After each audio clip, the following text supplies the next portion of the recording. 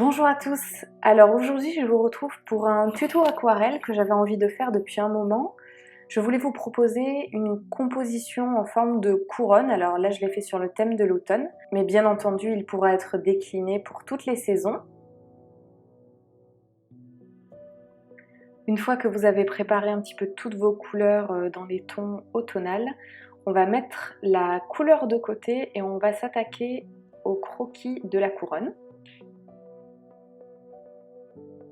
Donc évidemment on va partir sur un cercle et ce qui est intéressant c'est de mettre en fait certains éléments à la base de ce cercle.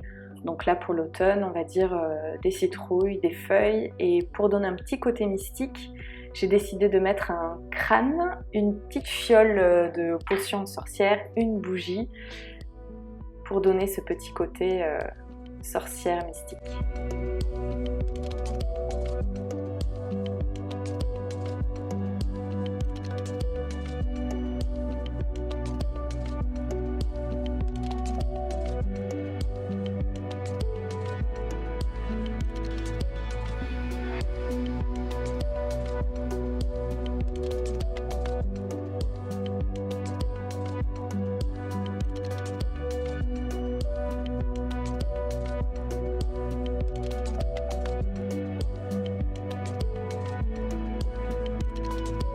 Alors une fois que votre croquis est terminé, je vous propose de prendre une seconde feuille qui va vous permettre en fait d'établir le genre de feuilles ou de fleurs que vous voulez voir apparaître sur votre couronne. Donc c'est intéressant en fait de faire ça pour se servir après de modèle en fait, et ce sera plus facile à disposer au niveau de votre couronne.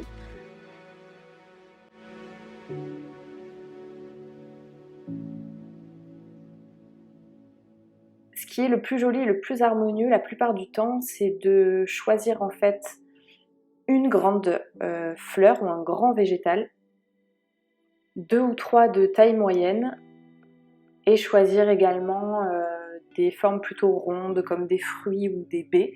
Donc là c'est un petit peu ce que je vais faire, jouer avec les différences de couleurs, les différences de lumière.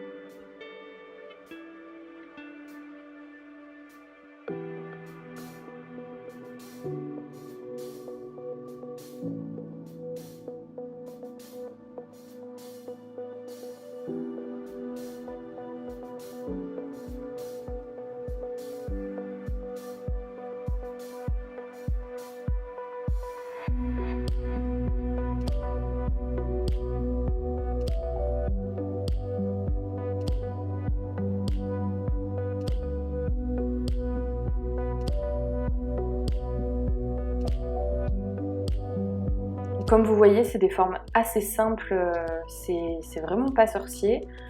Il faut s'amuser avec les feuilles plutôt en pointe, d'autres plutôt rondes. Je vous donne quelques exemples de ce que j'ai pu faire, mais évidemment il y a plein de possibilités différentes. Moi je me suis arrêtée à 5-6 formes pour ne pas trop charger non plus la couronne, étant donné qu'il va y avoir quand même pas mal d'éléments sur le bas.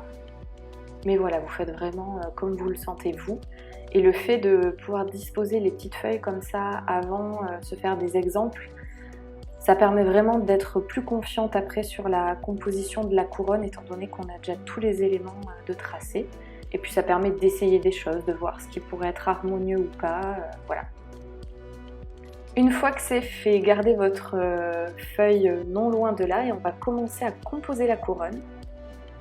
Alors je vous laisse observer un petit peu ma façon de faire, il n'y a pas grand chose à dire, j'ai juste disposé en fait ce que je venais de faire autour de ma couronne pour former un joli cercle en laissant quand même une ouverture sur le haut. Ça donne une meilleure dynamique à la couronne.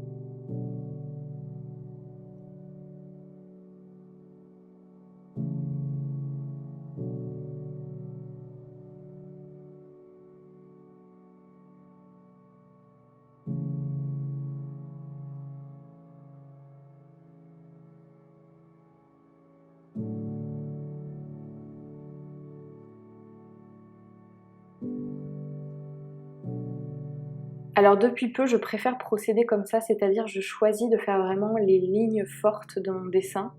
Donc les contours, vraiment les armatures. Je ne sais pas si on dit ça en dessin, mais moi je le vois comme ça.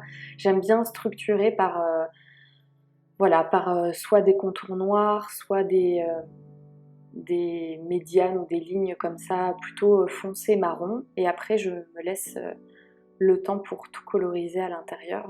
Voilà, j'aime bien cette façon de faire, donc je vous en parle, je vous propose, mais faites vraiment comme vous êtes le plus à l'aise. Je vous laisse donc observer la réalisation de cette couronne, comment elle va prendre vie petit à petit.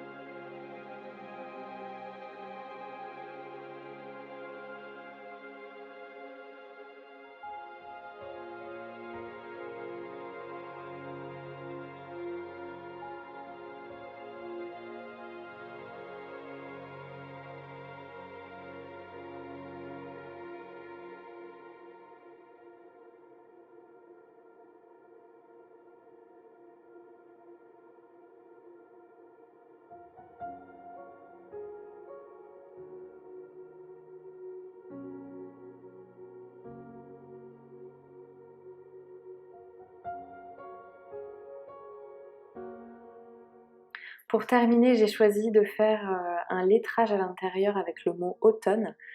Alors, pas de honte, moi je suis très nulle en calligraphie, donc je fais comme tout le monde, je vais sur mon téléphone et je trouve une jolie police. Là, j'ai été sur le site d'Afonte et j'ai simplement recopié en fait la, la lettrine.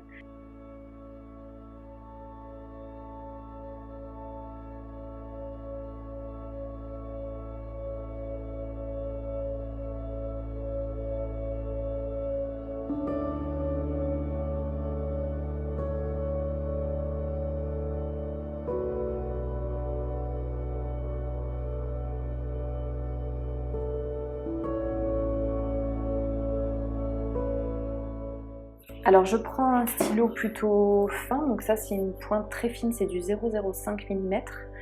Et je trace en fait simplement par-dessus ce que je viens de faire, et avec un feutre un peu plus gros, je repasse sur les lignes descendantes. Alors je crois qu'en calligraphie c'est comme ça qu'il faut faire.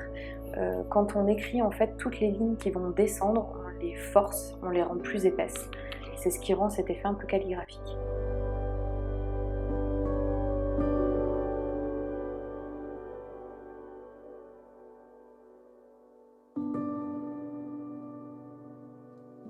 Et voilà, la couronne d'automne est terminée avec son petit côté sorcière en dessous qui me plaît bien.